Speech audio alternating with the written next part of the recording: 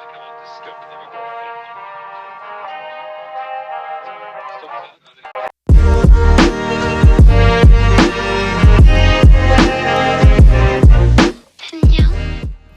guys, welcome to the Garmin Varia on-bike product review.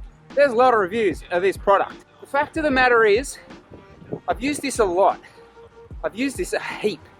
And not only have I used it, but Junior's been running it as well. Sit back and we'll take you through this device and everything that's good, bad, and really what's interesting about this technology. Let's do it. Product review time.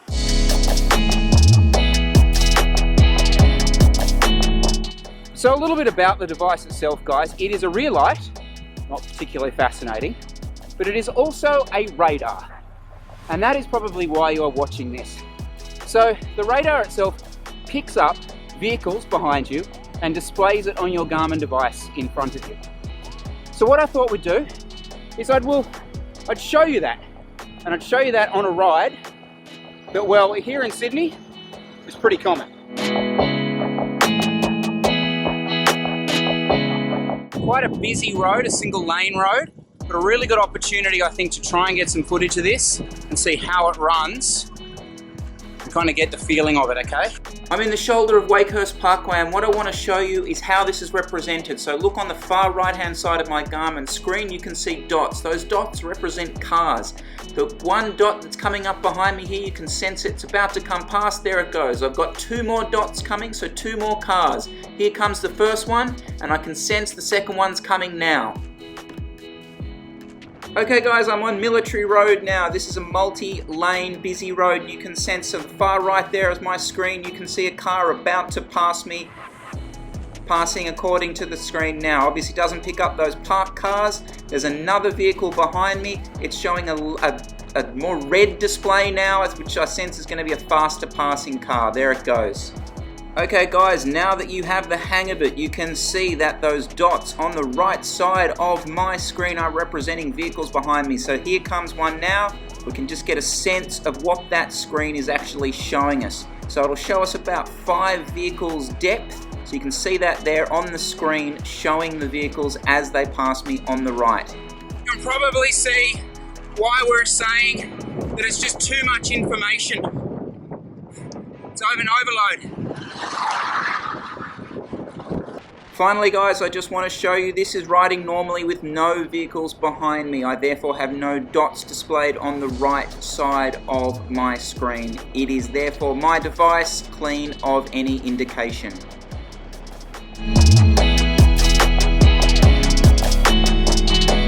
Alright, so the positives. Number 1, the actual light itself, really nice looking unit. Number 2, the radar works really well. Only picks up cars. The unit only shows something on the screen if it's coming up to you more than 10 km an hour faster than you're going. So I found you never really had a cyclist set it off.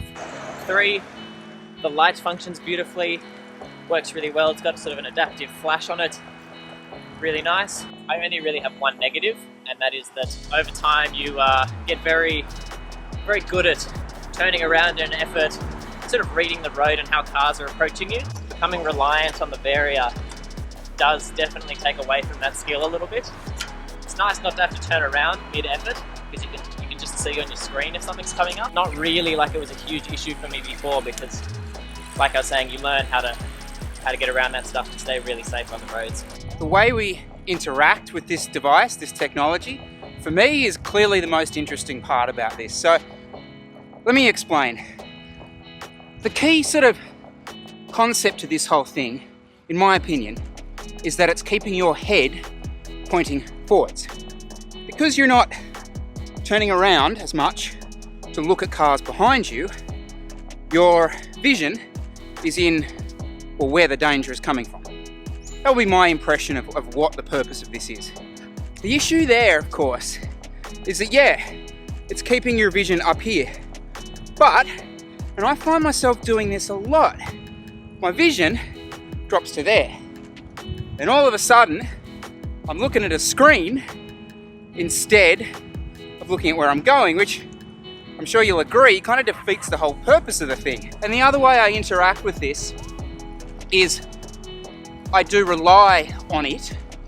And by relying on it, I've started to take away a little bit of my own natural instincts, which I don't necessarily think is a good thing. It's why I actually went back to the Bolt, got rid of this radar for a couple of months, because I wanted to see what it had done to my natural instincts. And it had affected it, definitely. I was a little bit dumber, I was a little bit slower. I didn't feel as engaged with what was going on around me. It's really, really good for people who live or who do the majority of their riding in national parks or sort of country road type environments where you don't have a huge traffic volume. For someone like me, riding out of essentially Sydney's north all the way up the Pacific Highway, there's just too much information for too long. It's a bit of an overload there. It's too hard to actually stay focused, and I found I didn't actually use it at all going up the highway, and it just cluttered everything up. But once you're out of the city, country road or national park, it's just enough that it keeps you on your toes and you pay attention to it, but not so much that you're overloaded, and that's where it really excels.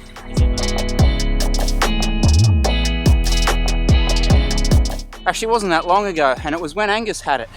And we were doing some efforts up Bobbin Head. I was on his wheel, as I tend to struggle to normally do, but there I was. And we were coming to kind of the Ranger box, which is about 3/4 of the way, half the way up, okay? Car back. Got it.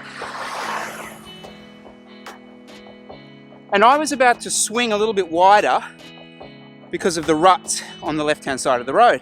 And he just muttered, "Car back." At which point, I had no idea there was a car there. And yet he did. And instead of me swinging out in front of that car that was going to go past, I just tucked in. Alright, so ultimately would I buy one? The answer's probably going to be a no there. If I didn't live in such an urban, built-up environment, I'd be all over it. It's just a bit too much, a bit too irritating when you have a big traffic volume. That being said, the light functionality is excellent, so definitely think that makes it a lot safer. I would use it for the light function alone. Look, let's not delude ourselves, guys. Like, a nice flashy light and a red dot is not going to save you from some maniac, crazy guy trying to buzz you from behind who just genuinely wants to frighten or harm you. Clearly got some limitations. What it does really, really well. But what I think is more interesting is the technology itself. I'm all for innovation. Doing design at uni, we talk about this sort of thing a lot, so I'm all about seeing companies push the boundaries of what you can use certain products for, and no doubt, in my mind, I think this is a bit of a sort of 50-50 for me. But if Garmin have earned a lot of respect for me for actually trying something out, and no doubt they'll come up with a game changer sometime soon.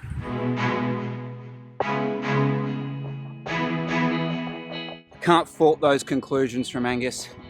I think he's spot on with pretty much everything. Guys, for me, one of the big things again is that putting you back in the Garmin ecosystem. And I touched on this in the 1030 vlog.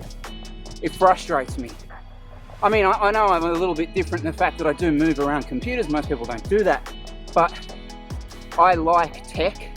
So I like trying different things every now and again, given the opportunity. And well, being stuck in the Garmin ecosystem, back into Garmin Connect, frustrates me. And honestly, considering I bought this device, I will leave it down in Berry. I will leave the Garmin 1030 down in Berry, and I'll use it specifically in those roads, on those roads.